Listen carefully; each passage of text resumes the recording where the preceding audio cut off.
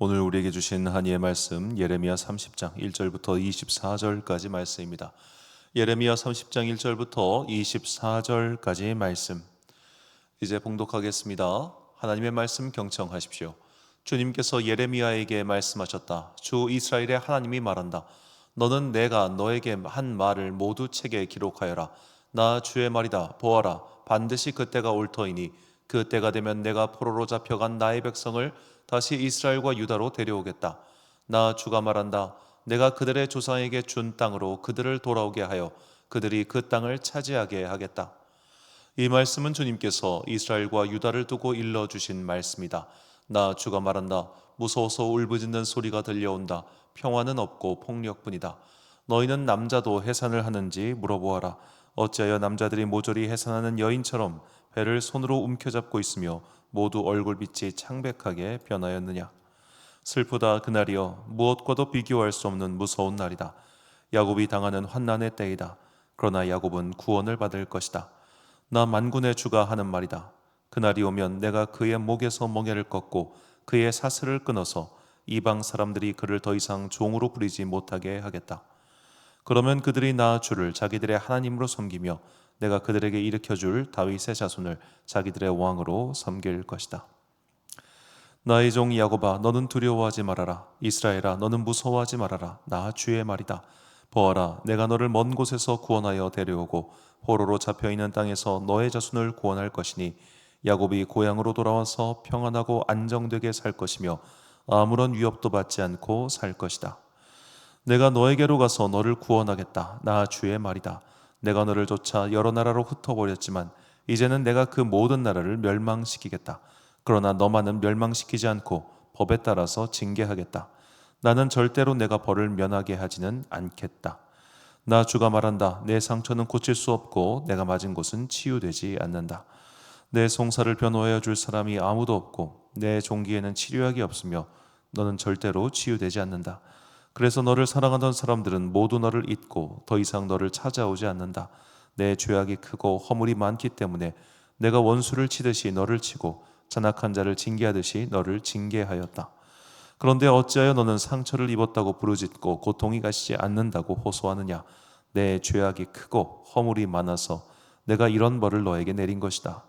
그러나 이제는 너를 삼켰던 사람들도 모두 삼킴을 당하고 내 원수들이 모두 포로로 잡혀갈 것이다. 이제는 너를 약탈한 사람들이 약탈을 당하며 너를 탈취한 모든 사람이 탈취를 당하게 하겠다.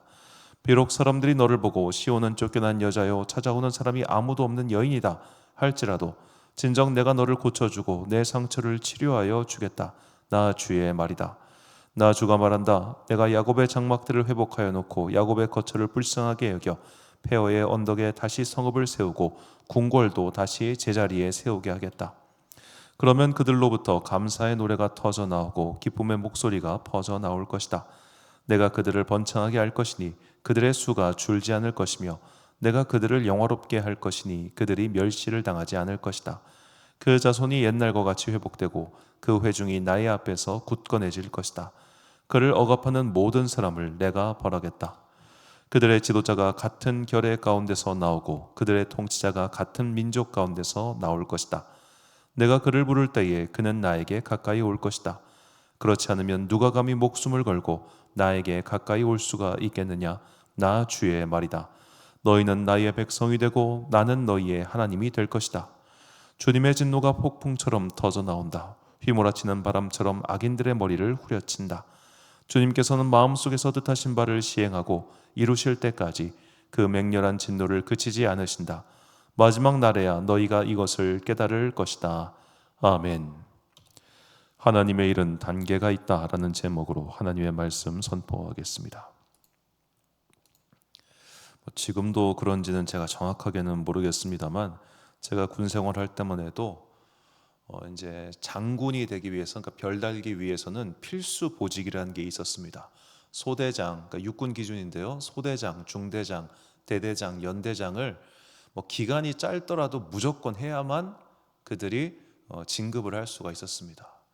자, 이런 필수 보직이라는 게 있었던 이유는 아마도 설명에 나와 있지는 않지만 제 생각에는 이런저런 보직 중에 최소한 이 정도는 거쳐야 장군이라고 하는 높은 자리에 가서 최소한의 지휘 능력을 보여줄 수 있기 때문이다 라고 저는 그렇게 생각을 합니다. 뭐 꼭 그래서인지는 모르겠습니다만 이제 군 내에도 여러 전문 보직들, 특수 보직들이 있어요. 근데 전문 보직, 특수 보직 중에 별이 없습니다. 그냥 딱 대령까지더라고요. 그래서 어떤 뭐 교수직이나 그런 거 보면 교수 중에 별이 없어요. 육사 교수들은 뭐 중령 내지 대령 이런 식으로 특수 보직으로 쭉 가는 친구들은 그런 필수 보직을 거치지 않고 그냥 나는 중령까지만 할래, 나는 대령까지만 할래. 그런 친구들은 그런 필수 보직 안 고치고 유학 갔다가 가는 경우는 봤습니다. 바꿔 말하면 장군이 되기 위해서는 그런 필수적인 보직들을 거쳐야만 가능하다는 거죠. 신학교 교수도 예전에는 그랬습니다. 꼭 단독 목회, 그러니까 담임 목회를 3년 해야만 신학교 교수에 임용될 수가 있었습니다. 그래서 과거에는 이제 신학교 교수님들, 제가 학교 다닐 때만 해도 저희 은사님들은 이 지방에서 뭐 시골에서 담임 목회, 단독 목회 하셨던 분들이 꽤 계셨어요.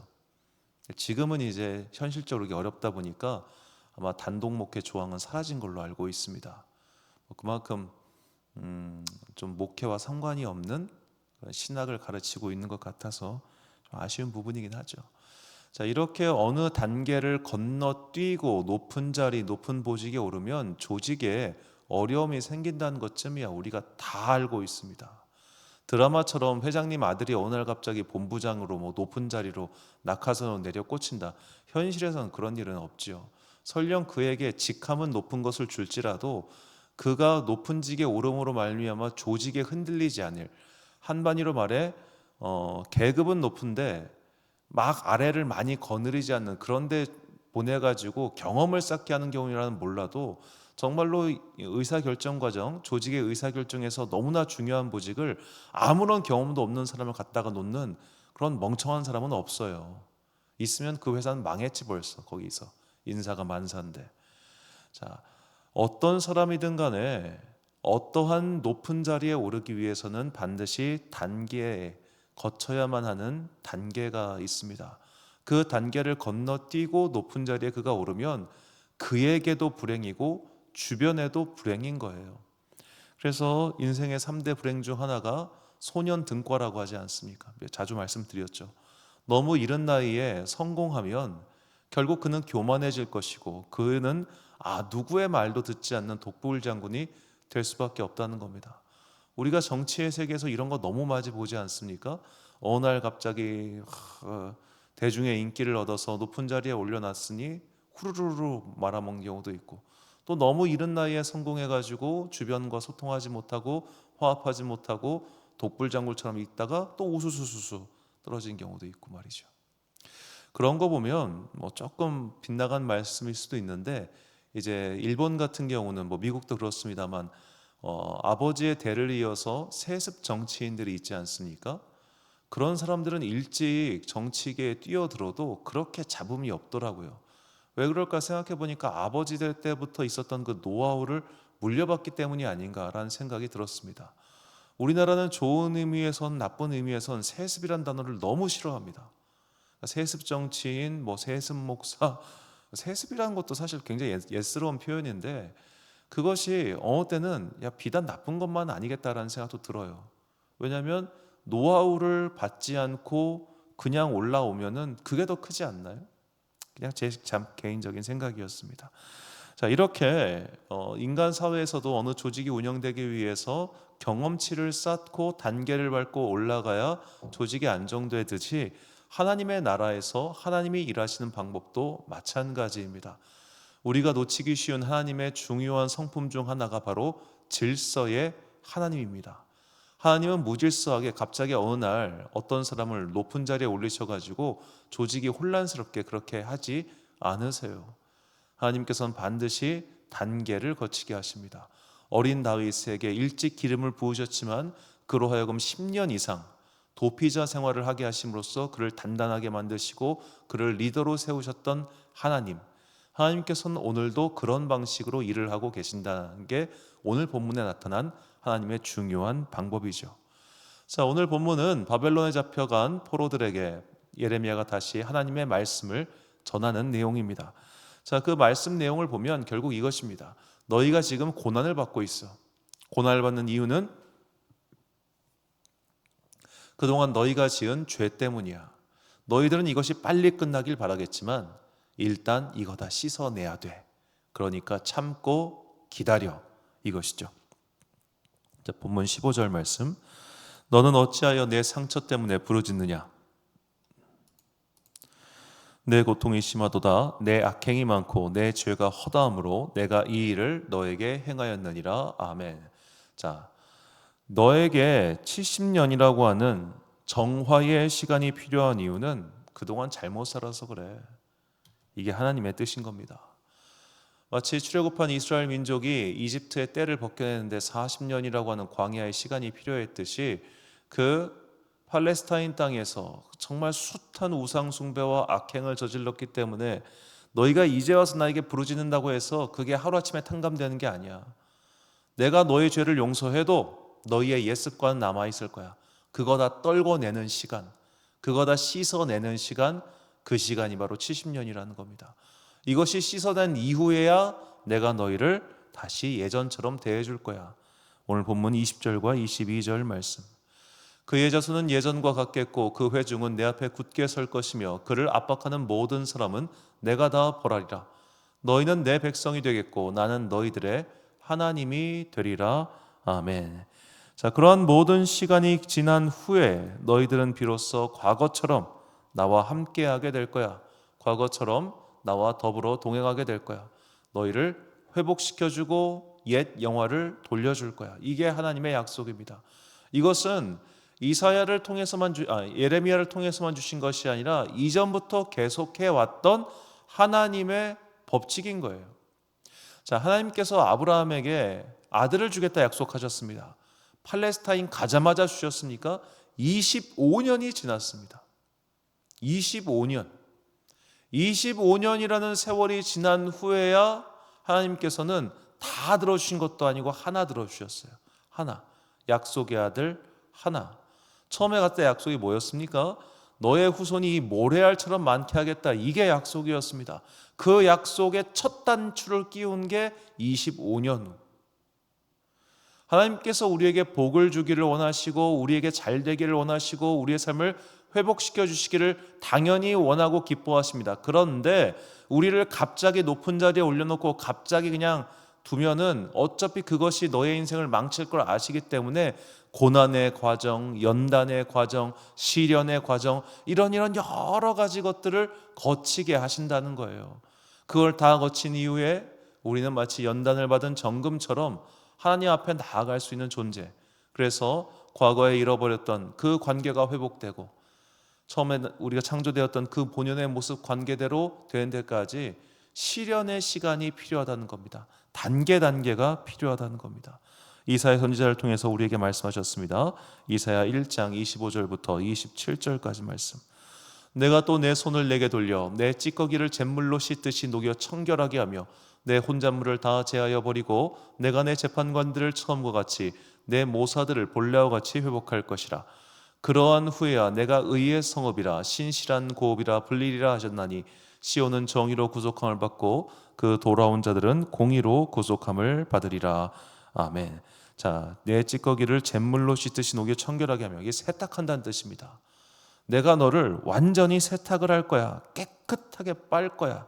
그렇게 깨끗하게 빤 이후에야 너희들은 의의 성읍이다. 신실한 자들이다.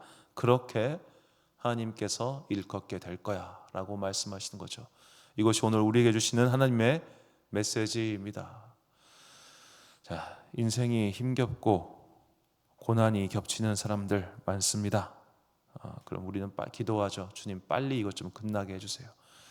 빨리 좀 회복시켜 주세요. 빨리 좀 낫게 해주세요. 빨리 좀 내 삶이 좀 나아지게 해주세요. 그런 기도 저도 하고 여러분도 하고 모두가 하고 있을 겁니다. 그런데 단계가 있더라고요. 단계가. 이쯤 하면 됐겠지. 이쯤 하면 됐겠지. 아니 이 정도까지 했으면 이제는 그만하셔야지. 그런 말 지금 바벨론으로 끌려간 사람들도 똑같이 하고 있었습니다. 그런데 하나님께서는 그들에게 말씀하신 거예요. 70년. 너희들 다 죽고 너희 다음. 왜? 죄가 너무 많아. 이게 하나님의 말씀이에요. 죄를 용서해 줄 거야. 근데 일단은 씻자. 오래 좀 씻어야겠다. 오래 좀 벗겨내야겠다.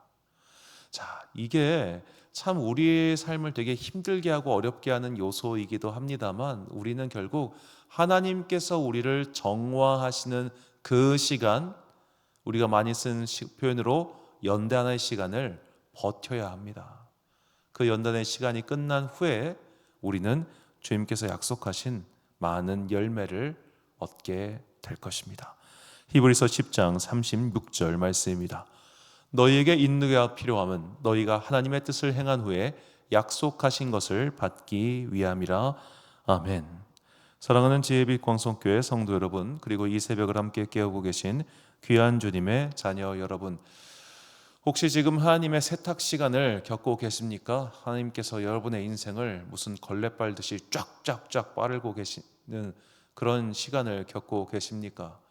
그 시간이 지나면 우리는 하얗게 하나님이 다시 쓸 수 있을 만한 무엇으로 변하겠습니다만, 사실 그 시간은 굉장히 괴로운 시간입니다. 하나님이 우리를 쥐어짜고 계시기 때문이죠. 그 쥐어짬의 시간, 잿물로 세탁하는 그런 시간을 겪고 계시다면 그 이후에 있을 하나님 나라의 영광을 바라볼 수 있는 믿음을 달라고 기도하십시오. 내가 이 시간이 끝난 이후에, 문제는 언제 끝날지 모른다는 게 제일 힘들지만, 언제 끝날지 모르는 이 시간을 버틴 이후에 주님께서 나에게 약속하신 것들을, 나에게 말씀하신 것들을 내가 취하겠습니다. 주님, 나를 하여금 이 시간을 견딜 수 있는 믿음을 주옵소서라고 기도하며 이 하루하루 연단의 시간, 씻겨짐의 시간을 잘 견뎌내 나아가는 여러분과 제가 되시기를 주님의 이름으로 축원합니다. 기도하겠습니다. 사랑과 내가 풍성하신 아버지 하나님, 유다 사람들은 포로로 끌려갔고 그곳에서 주님께 구해달라고 부르짖었습니다. 그러나 주님은 내가 너희를 씻는 시간이 필요하다, 너희의 죄가 너무나 커서 내가 그거 다 씻겨낸 이후에 다시 너희와 나의 관계는 회복될 것이다 라고 말씀하셨습니다. 이것이 오늘 우리의 삶에 주시는 주님의 말씀이라 믿습니다. 주님, 우리는 빨리 회복되길 바랍니다. 빨리 좀 나아지길 원합니다. 지금의 어려운 시기가 빨리 좀 끝났으면 좋겠습니다. 그러나 하나님께서는 아직이다, 아직 멀었다, 조금 더 필요하다, 그러니 버티라 라고 지금도 말씀을 통해서 알려주시니 감사합니다. 이제 우리에게 이 현실을, 오늘을 버틸 수 있는 믿음을 더하여 주옵소서. 이 연단의 시간, 씻겨짐의 시간 이후에 있을 하나님 나라의 영광과 주님과의 관계 회복의 그날을 바라보며 오늘 내 앞에 놓여져 있는 삶의 하루하루를 포기하지 않고 열심히 살아가리라 다짐하는 주의 백성들에게 은혜를 내려 주옵소서. 아직은 날씨가 추운 겨울의 한복판입니다. 주님께서 이 새벽, 이 추운 날씨에 따뜻한 성령의 두루마기를 각 사람에게 입혀주사 오늘의 삶을 열심히 살아갈 수 있도록 은총 베풀어 주옵소서. 오늘 하루도 참 좋으신 우리 주님의 은총과 평강이 모든 주의 백성들과 함께 하시기를 간절히 소망하오며, 이 모든 말씀 우리 구주 예수 그리스도의 이름으로 기도드립니다. 아멘. 오늘의 기도 제목입니다. 하나님의 일하심에는 단계가 있고 질서가 있습니다. 먼저 그분의 질서에 순종하고 그분의 일하심을 끝까지 기다릴 수 있는 믿음을 달라고 기도하십시오. 오늘 주신 기도의 제목 가지고 기도와 묵상에 힘쓴 하루 되시길 바랍니다. 기도하겠습니다.